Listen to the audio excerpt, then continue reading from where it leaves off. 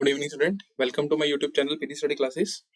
तो जो अब टॉपिक है हमारे पास वो है बैरियर्स टू कम्युनिकेशन। तो कौन से जो बैरियर्स हैं कम्युनिकेशन के अंदर हमारे पास होते हैं। अब बैरियर का मतलब क्या हो गया? देखो, जब आप किसी से बातचीत कर रहे हो या कोई मैनेजमेंट है लोअर से टॉप से मिडिल से बातचीत कर रही है ना, तो बहुत सारी प्रॉब्लम्स अराइज होती हैं और वो हर स्टेज के ऊपर होती है। तो इन्हीं कैसे प्रॉब्लम्स अराइज होगी? जैसे कोई वर्ड गलत लिख दिया, हैंड राइटिंग नहीं समझ में आई, सुनने वाले ने कुछ गलत एज्यूम कर लिया, ठीक है ना, उसको उसके ऊपर विश्वास नहीं था, ठीक है ना। तो ऐसे बहुत सारे बैरियर्स अराइज होते हैं किस टाइम पे, जब आप क्या करते हो, कम्युनिकेट करते हो अपनी बातचीत किसी और से, ठीक है ना। तो इससे क्या होगा, इससे बहुत सारी कंफ्यूजन क्रिएट होती है और मिसअंडरस्टैंडिंग होती है। तो इसको फाइंड आउट करना और ठीक करना बहुत ज्यादा जरूरी है, क्योंकि अगर मैनेजमेंट ने कुछ और कहा है और दूसरे ने कुछ और एज्यूम कर लिया, तो सारा का सारा ऑर्गेनाइजेशन का गोल क्या करेगा, सफर करेगा। कंपनी को बहुत ज्यादा क्या हो सकता है, नुकसान भी हो सकता है। तो that is what called barriers to communication. मतलब कौन सी रुकावटें कम्युनिकेशन के अंदर आती है कि जब आप एक मैनेजर या जब आप किसी दूसरे से बात कर रहे हो ना, तो बहुत सारी ऐसी assumptions होती हैं। जैसे मान लो कि अगर आपकी लैंग्वेज कुछ और है, दूसरे की लैंग्वेज कुछ और है, तो आप उससे कम्युनिकेट करते हो, आपकी लैंग्वेज में कुछ ऐसे वर्ड्स होंगे जो दूसरे की लैंग्वेज में शायद वो बुरे उसका मीनिंग होगा, ठीक है ना। तो वो कम्युनिकेशन में प्रॉब्लम आती है, जिससे लड़ाई झगड़े भी बढ़ जाते हैं। तो आपने नॉर्मली ये देखा भी होगा कि आप कहना कुछ और चाहते हो पर उसका हिडन मीनिंग दूसरा कुछ और समझ लेता है, तो जिससे कम्युनिकेशन में क्या आती है, प्रॉब्लम्स आती है और मिसअंडरस्टैंडिंग्स पैदा हो जाती है। तो ऐसा ही ऑर्गेनाइजेशन के अंदर भी होता है, ठीक है ना। तो हमारे पास बेसिकली चार टाइप के बैरियर आते हैं: semantic barrier, psychological barrier, organisational barrier and personal barrier. चलो, तो सबसे पहला हमारे पास कौन सा है? हमारे पास सबसे पहला बैरियर है सिमेंटिक बैरियर। देखो, सिमेंटिक बैरियर का मतलब क्या है कि वो बैरियर जो वर्ड से या गेस्चर से, या जब आप एक कोई लैंग्वेज के साथ डील कर रहे हो ना और वो समझने में दूसरे को प्रॉब्लम आ जाए, that is called semantic barrier. मतलब जैसे ही आपने कोई मैसेज कुछ बोला, तो बट दूसरे ने उसका मतलब कुछ और समझ लिया। आप कुछ और कहना चाहते थे, दूसरे ने उसका मतलब क्या समझ लिया, कुछ और समझ लिया। मतलब जैसे आप बोलना चाहते थे, what is the value of the car, ठीक है ना। मतलब value of the car, value of the car का मतलब क्या हुआ कि भाई इस कार की, अब आपका मतलब था कि भाई आपकी इस कार की वैल्यू क्या है, मतलब कितनी कीमत है। बट दूसरा व्यक्ति क्या समझेगा कि भाई इस कार की क्या वैल्यू है, मतलब उसको क्या इसका बेनिफिट मिल रहा है, ठीक है ना। तो ये क्या होगा, दोनों इस चीज को मिसअंडरस्टैंड कर सकते हैं, ठीक है ना। या आप कई बार पूछते हैं कि भाई क्या आप फ्री हो, तो इसमें उस दूसरा व्यक्ति क्या समझता है कि शायद वो हमसे पूछ रहा है कि हाँ भाई हम तो कोई जॉब करते हैं या नहीं करते। बट शायद जो फ्री के लिए पूछ रहा है, वो ये पूछ रहा हो कि भाई क्या आप इस पर्टिकुलर टाइम के ऊपर फ्री हो, तो मेरा ये काम कर दो, ठीक है ना। तो ये that is called a semantic barrier. आपने कुछ और बोला बट उसने उस लैंग्वेज को कुछ और इनकोड या कुछ और डिकोड किया, ठीक है ना। तो that is called semantic barrier. जैसे कंपनी ने बोला कि भाई रेवेन्यू इंक्रीज हो गया। अब रेवेन्यू इंक्रीज हो गया तो रेवेन्यू तो सेल्स रेवेन्यू भी होता है या इंप्लॉइज रेवेन्यू भी हो सकता है, ठीक है ना। तो किसी मैनेजमेंट के लिए इसका मतलब कुछ और होगा। मैनेजमेंट के लिए मतलब रेवेन्यू इंक्रीज होने का मतलब क्या है कि कंपनी के खर्चे बढ़ रहे हैं, और जो शेयर होल्डर्स है उनको क्या लगेगा कि कंपनी की शायद सेल्स बढ़ रही है ना। तो इसका मतलब कुछ सबके लिए क्या है, कुछ कुछ अलग है। तो that is called semantic linguistic barriers. यानी कि वर्ड को समझने में, अंडरस्टैंड करने में जब आपको प्रॉब्लम आती है ना, देखो दोनों इस केस में क्या होते हैं, दोनों ही होते हैं, वो समझना चाहते हैं बट वो अपनी लैंग्वेज में इनकोड करता है, दूसरा अपनी लैंग्वेज में क्या करता है, उसको डिकोड करता है। तो लैंग्वेजिस्टिक प्रॉब्लम या वर्ड्स की प्रॉब्लम या कुछ ऐसा इंपॉर्टेंट वर्ड लिख दिया या कुछ ऐसा टेक्निकल वर्ड लिख दिया, तब जो प्रॉब्लम अराइज होती है ना, that is what called semantic barriers, ठीक है ना। चलो, तो अब हम देखते हैं कि सिमेंटिक बैरियर के अंदर कौन से टाइप के बैरियर अराइज होते हैं। तो सबसे पहला हमारे पास बैरियर क्या है, बैडली एक्सप्रेस्ड मैसेज। यानी कि जो मैसेज है ना, उसको बैडली एक्सप्रेस किया गया हो, यानी कि जो वोकैबुलरी है वो इतनी अच्छे से ना लिखी हो जितनी अच्छे से लिखनी चाहिए, या रॉन्ग वर्ड, गलत वर्ड, कई बार होता है ना लेटर के अंदर कोई गलत वर्ड आ जाता है जिससे उसका पूरा मीनिंग ही क्या हो जाता है, चेंज हो जाता है। कि हम यहाँ पर जाना चाहते थे या हम यहाँ पर पहुंच गए हैं, ठीक है ना। जाना चाहते थे या पहुंच गए हैं, दोनों में से शायद कुछ रॉन्ग वर्ड लिख दिया हो, उसमें प्रॉब्लम अराइज होती है। तो that is called badly expressed message. या कुछ ऐसे सिंबल्स जिनके मीनिंग क्या है, डिफरेंट है। जैसे मैंने आपको एग्जांपल दी कि उन्होंने क्या पूछा कि भाई what is the value of your car, कि आपकी जो कार है उसकी कीमत क्या है। बट दूसरे व्यक्ति ने क्या समझा कि शायद वो हमसे पूछ रहा है कि इस कार की हमारे लिए क्या वैल्यू है, मतलब हमें क्या बेनिफिट ये प्रोवाइड करता है। तो सेम वर्ड है बट मीनिंग्स क्या है, डिफरेंट है। कई बार ट्रांसलेशन क्या हो जाती है, गलत हो जाती है, ट्रांसलेटर की मिस्टेक हो जाती है कुछ, ठीक है ना, क्यों? क्योंकि वो शायद लैंग्वेज प्रॉब्लम होती है, वो व्यक्ति पढ़ता कुछ और है, दूसरे को समझाता कुछ और है। टेक्निकल जार्गन का मतलब क्या होता है कि टेक्निकल वर्ड्स यूज किए जाते हैं। जैसे मान लो अकाउंटिंग के अंदर हम बेसिकली एक वर्ड यूज करते हैं डेटर, क्रेडिटर, ठीक है ना, तो इस वर्ड के अंदर ये टेक्निकल वर्ड्स हैं, अकाउंटिंग के टेक्निकल वर्ड्स हैं, तो दूसरा व्यक्ति इसको शायद ना समझ पाए, या डेबिट क्रेडिट, ठीक है ना, गुडविल, ये वर्ड्स क्या है, टेक्निकल वर्ड्स हैं अकाउंटिंग के, तो दूसरे व्यक्ति को शायद इसका बारे में समझ में ना हो, ठीक है ना, तो इससे भी क्या होती है, सिमेंटिक बैरियर है भाई, लैंग्वेज ही नहीं समझ में आ रही, क्या डेटर्स है, क्या बढ़ गए, क्या क्रेडिटर्स हो गए, ठीक है ना, तो ये प्रॉब्लम आ जाती है। और उसके बाद हमारे पास क्या होता है, अनक्लैरिफाइड अजम्पशंस। अब कोई व्यक्ति क्या करता है, अनक्लैरिफाइड मतलब कुछ अपनी तरफ से कुछ अजम्पशन लगा देते हैं, उसको गलत ही अंडरस्टैंड कर लेते हैं। जैसे टेक केयर ऑफ गुड, तो ऑनर ने या बेसिकली टॉप लेवल ने क्या बोला कि भाई सामान का ध्यान रख। अब उसको जो मिडिल लेवल है वो शायद ये समझे कि वो जो सामान पड़ा है ना दुकान के अंदर या जो कंपनी के अंदर फैक्ट्री के अंदर जो सामान पड़ा है उसका ध्यान रखने के लिए बोला है, और मैनेजर ने बोला था कि भाई जो सामान गुड है मतलब जो मशीनरी वगैरह है उन सबका क्या रखना, ध्यान रखना। या उसने बोला हो, टॉप लेवल ने बोला हो कि भाई टेक केयर ऑफ गेस्ट, इसकी करना, गेस्ट की टेक केयर करना, तो इसका मतलब क्या होगा कि भाई गेस्ट को प्रॉपरली खाना देना, सही जगह से लेके आना, करना नहीं करना। तो बट एम्प्लॉइज ने क्या समझा कि भाई गेस्ट का ध्यान रखना है, तो गेस्ट के मतलब गेस्ट कहाँ पर जा रहा है, कहाँ पर नहीं जा रहा, उसके साथ घूमना शुरू कर दिया, ठीक है ना, तो दोनों का मतलब क्या है, अलग अलग था। क्यों अलग अलग था? क्योंकि उन्होंने एजम्पशन कुछ और की कि इसका मतलब ये होगा, एजम्पशन गलत सोची, मैसेज गलत नहीं था, मैसेज सही था, सिंबल के कोई डिफरेंट मीनिंग भी नहीं थे, बट जो इंप्लॉय समझने वाला था ना उसने जो अजम्पशन थी वो प्रॉपरली नहीं समझी, तो इसमें कोई फॉल्टी ट्रांसलेशन भी नहीं थी, सिंबल कोई ऐसा नहीं था जिसका डिफरेंट मीनिंग हो, बट इसमें क्या था, अनक्लैरिफाइड अजम्पशन की इंप्लॉइज ने उसके बारे में कुछ और समझा, और जो मैनेजर था उसका कहने का मतलब कुछ और था, मतलब एज्यूम्ड कुछ और कर लिया।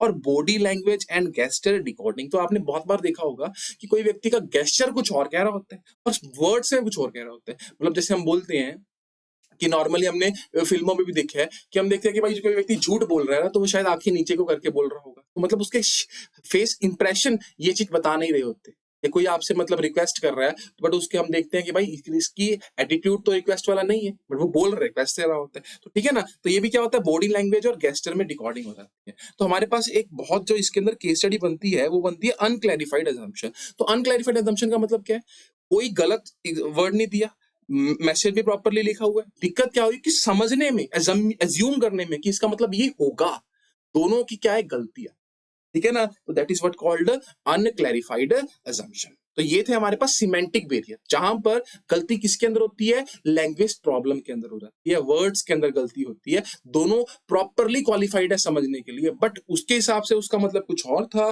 दूसरे के हिसाब से उसका मतलब कुछ और था। चलो, तो सेकंड जो हमारे पास बैरियर है वो है साइकोलॉजिकल बैरियर। अब साइकोलॉजिकल, साइकोलॉजी मतलब किसके अंदर, माइंड के अंदर बैरियर, ठीक है ना, जो इंप्लॉइज होते हैं या जो कंपनी के अंदर लोग काम कर रहे हैं उनके स्टेट ऑफ माइंड किस हिसाब से काम करना है ना, ये भी एक बैरियर होता है। तो देखो कई बार क्या होता है, हमने नॉर्मली देखा है कि भाई हम सोच कुछ और रहे होते हैं और समझ कुछ और रहे होते हैं, ठीक है ना, कई बार दिमाग में कुछ बातें घूम रही होती हैं बट जो सामने वाला बोल रहा होता है तो उसकी बातें क्या हम समझ पाते हैं, नहीं समझ पाते, या हमें कई बार क्या होता है सामने वाले से डर लग रहा होता है तो हम शायद उसकी बातें सुनने से पहले ही उसके ऊपर रिएक्ट कर देते हैं, ठीक है ना, ये सारी चीजें क्या है, साइकोलॉजिकली है ना, स्टेट ऑफ माइंड उस हिसाब से काम नहीं कर पा रहा।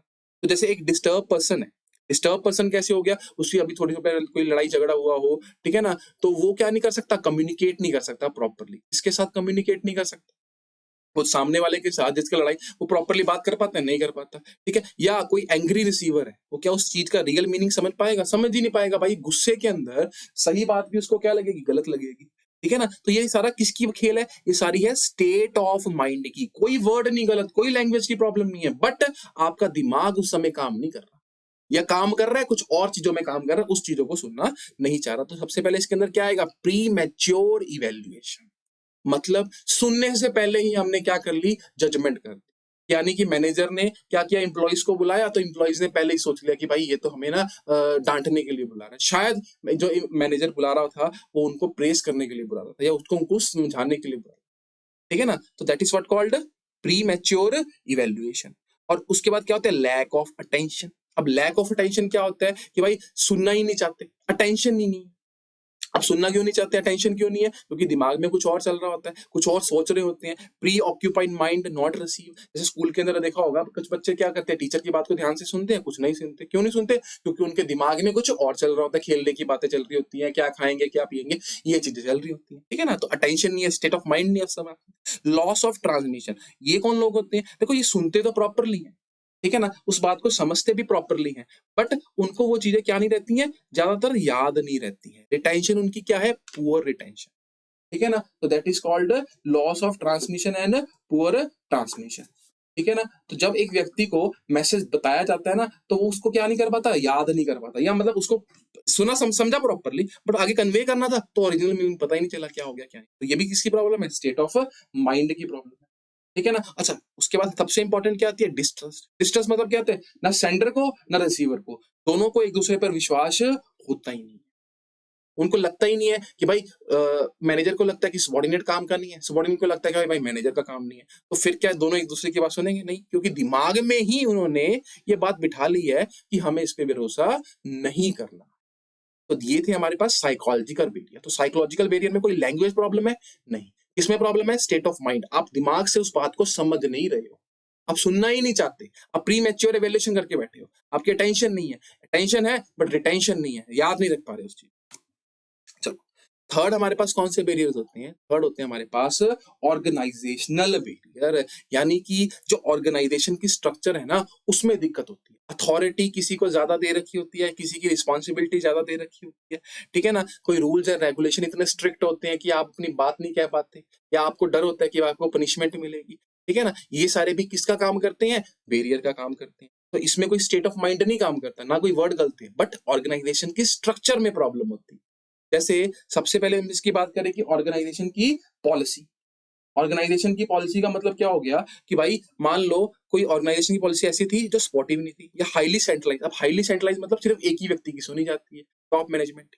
तो क्या कम्युनिकेशन फ्रीली फ्लो कर पाएगी? नहीं कर पाएगी। नॉट सपोर्टिव थी। क्यों? क्योंकि अगर सेंटर के मतलब टॉप लेवल के बारे में किसी ने भी कुछ गलत बोला या कोई भी अपना फीडबैक दिया, तो उसको साथ ही साथ निकाल दिया जाएगा। क्या इसमें भी बातचीत इफेक्टिव हो पाएगी? नहीं। क्यों? ऑर्गेनाइजेशन की पॉलिसी ऐसी थी। रूल्स और रूल्स एंड रेगुलेशन जो थे वो क्या थे? बहुत ज्यादा रिजिड थे। मतलब आपको अगर किसी से बात भी करनी, कम्युनिकेट भी करनी है ना, तो प्रॉपर बहुत सारे रूल्स फॉलो करने पड़ते।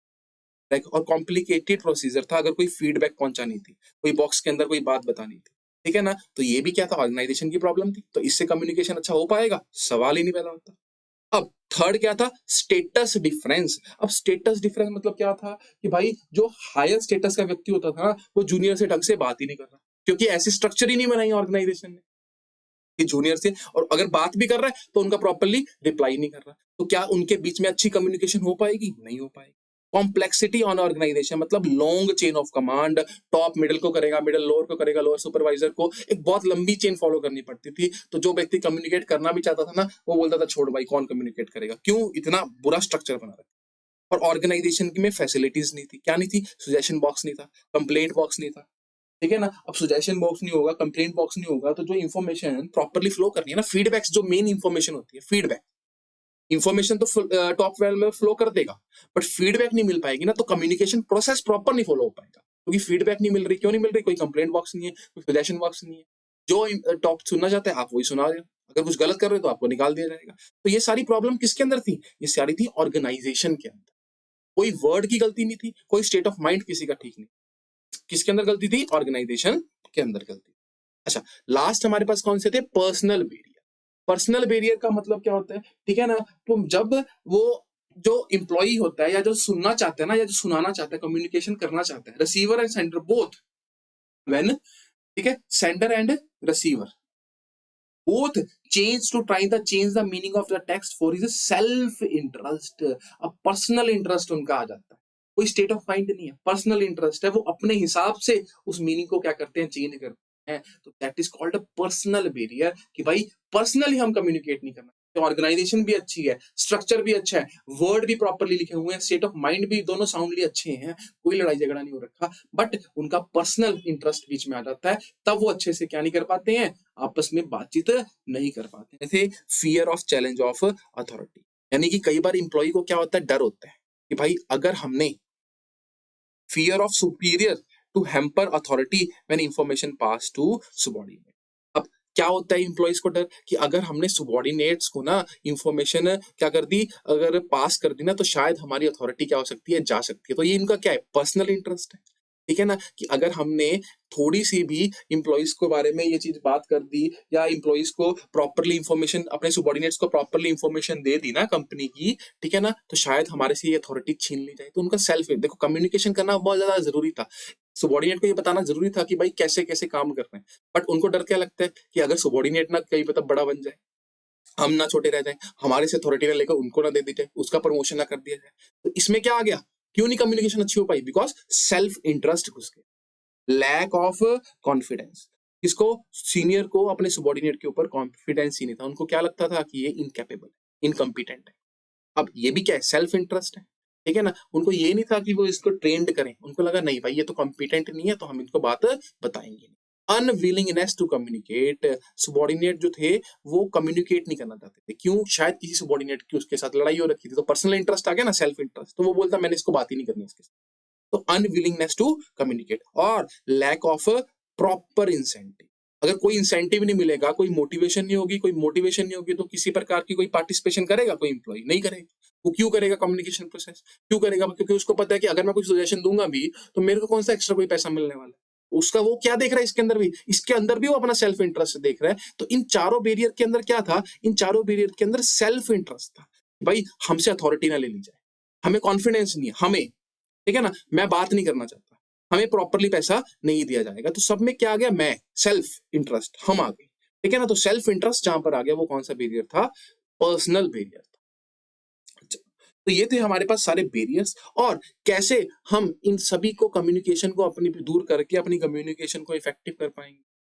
क्लैरिटी ऑफ आइडियाज, जब हम आइडियाज को प्रॉपरली क्लियरली बता पाएंगे, तब कम्युनिकेशन क्या होगी, इंप्रूव होगी। Communication according to the communication according to the need of the receiver, मतलब उस हिसाब से करेंगे जिस हिसाब से रिसीवर को, उसकी मतलब ये नहीं कि उसके लिए जो वो सुनना चाहता है, नहीं, इस हिसाब से करेंगे कि भाई जैसे वो सुनना चाहता है, मतलब जिस मीडियम से सुनना चाहता है ऐसे बता देंगे। सो कंसल्ट अदर बिफोर कम्युनिकेट, मतलब ये नहीं है कि टॉप वाला सीधा ही वो बता देगा कि भाई ये आइडिया, पहले वो दूसरों से कंसल्ट करेगा कि इसका नेगेटिव इंपैक्ट तो नहीं पड़ेगा। तो इससे भी कम्युनिकेशन क्या होगी, इफेक्टिव होगी। प्रॉपर लैंग्वेज का यूज किया जाएगा।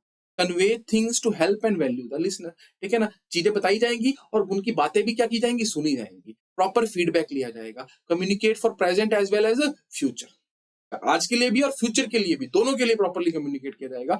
कम्युनिकेशन को फॉलो, मतलब लगातार कम्युनिकेशन चलती रहेगी, लगातार उनकी बातें चीजें सुनती रहेंगी। और बी अ गुड लिसनर, अगर आप अच्छे लिसनर नहीं हो ना, तो आप कम्युनिकेशन अच्छी कर नहीं सकते, क्योंकि आप बोलते रहोगे और दूसरे की सुनोगे नहीं, तो आपको कैसे काम चलेगा, ठीक है ना। तो ये जो हमारे पास सारी चीजें थी ना, ये थी how to improve communication effectiveness, की कम्युनिकेशन को कैसे बढ़ाएं। तो ये थे हमारे पास इनके कुछ बैरियर्स, तो 4 बैरियर्स थे इनके। पहला कौन सा था हमारे पास, पहला था हमारे पास सिमेंटिक, जिसमें वर्ड्स या लैंग्वेज में प्रॉब्लम थी। दूसरा कौन सा, साइकोलॉजिकल स्टेट ऑफ माइंड में प्रॉब्लम थी। थर्ड क्या था, ऑर्गेनाइजेशन स्ट्रक्चर में प्रॉब्लम थी। और फोर्थ क्या था, पर्सनल, हमारे में प्रॉब्लम है, हम नहीं सुनना चाहते, ठीक है ना। तो ये थे हमारे पास सारे के सारे कम्युनिकेशन के बैरियर। Thank you.